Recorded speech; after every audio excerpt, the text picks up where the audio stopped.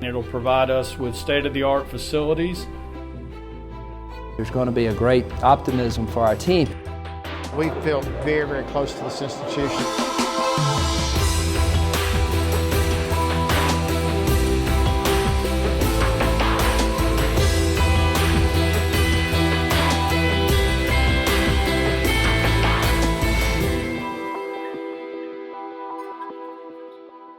So the last time we talked, we had a good bit of snow to chat about. Well, I'm happy to say spring is starting to show, and we know there's no better place on earth than Samford during springtime.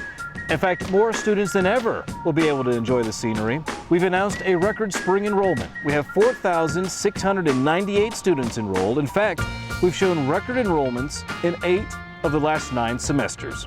And welcome back to campus, everybody. I'm Brad Radisi, and this is the Samford Chronicle. Well, not only is our enrollment building, but so is our campus. We're at the site of what will be the new Brock School of Business. Yeah, once finished, it'll be 70,000+ square feet of state-of-the-art classrooms and offices. It's set to be completed for the fall semester of 2015. It will be an incredible resource for students. It'll provide us with state-of-the-art facilities, both for our academic programs and for opportunities to host community events. And I think it's really going to be instrumental in changing our culture much for the better. You can check out construction at samford.edu as a live webcam is capturing the work. And social entrepreneurship is housed in the Brock School, and a perfect example of that type of work is Living Hope, a ministry in South Africa. John Thomas, who's in charge of this amazing crusade, has had Samford folks come help his cause, and he was on campus telling others about their amazing work. We are there to bring the good news of Jesus Christ and to encourage people to follow Him, to undertake community development, and to try and help those infected and affected by HIV/AIDS and other chronic diseases. And folks like Mr. Thomas are great to hear from, and I know I say it all the time, but Samford really does host a lot of great speakers. And how about this incredible day? Chick-fil-A Chief Operating Officer Dan Cathy was here. He spoke and he showed his trumpet talent playing with Samford's jazz band. We've got a history and a legacy of this. It's been going on. My brother graduated from here. My sister graduated from here. We're over here on a regular basis. Gene Black had a Chick-fil-A logo on the back of his touring buses with the Samford Choir for many, many years.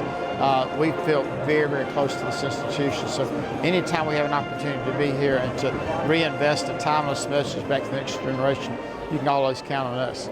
Meanwhile, the Beeson Divinity School welcomed spiritual renewal specialist Andrew Purvis for this year's William E. Conger Jr. Lectures and the Ray Frank Robbins Lecture, hosted by the Howard College of Arts and Sciences. Purvis says everything in theology depends on knowing who Jesus Christ is and his confession of being Lord and Savior. Also on campus, former U.S. Ambassador David Dunford. He was our Woodrow Wilson Visiting Fellow. In his 29-year career of foreign service, he served as ambassador to Oman and was deputy ambassador to Saudi Arabia during the Gulf War. I call my talk Making Sense of Today's Middle East. So I'm going to try to give the audience some tools to make sense of the Middle East, a little bit about what's important there, what U.S. interests are, and then what caused the Arab Spring, what can we do about it, those kinds of questions. And you know what would be a perfect gift for all of our special guests? A new Sam Not Stan t-shirt, so there's no question as to where they spoke. Yeah, the athletics campaign, Sam Not Stan, took the country by storm, being recognized by national sports outlets. We sold close to 500 shirts in one day. If you didn't get yours, don't worry, more are on the way. And while we're talking athletics, Samford's men's basketball team was 1-1 in the Southern Conference tournament, beating Appalachian State and then losing to Davidson. While the ladies, they lost their quarterfinal game to Davidson as well. Still, the future for both teams looks awfully bright. And our locker room was extremely emotional. A lot of tears early, with a little bit of laughter later. And I think the key is it will help if you learn from it. If each player learns from the struggles we went through and having to deal with all the injuries and having to play, and everybody being in a totally unexpected role, even our freshmen, even to Christy. But I think that everybody coming back, and obviously Taylor coming back, there's going to be a great optimism for our team. The thing that they have to do from this point to next year is continue to work on their game and get better. And that's what we're going to preach and teach and all those things. But these guys we got to get in the gym. We have to get better. And I think the experience that a lot of the freshmen got this year will be very, very helpful for those guys understanding what it takes to win basketball games at the Division I level.